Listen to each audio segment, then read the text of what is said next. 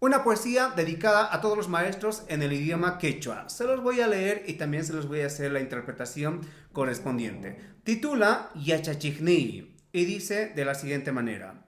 Maki kipi kani yachachig. Runa kaita yachachiway.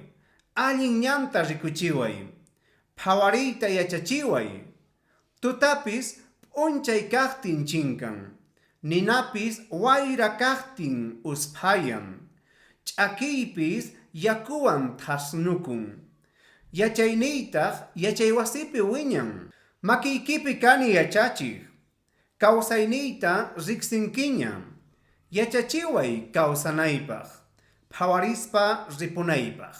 Titula Yachachikni y escrita por Cristina Prado Rojas. Kay Ancapi Kashanchay Arawaki. Bueno, vamos a hacer la interpretación correspondiente. Yachachigni. ¿Qué significa yachachigni?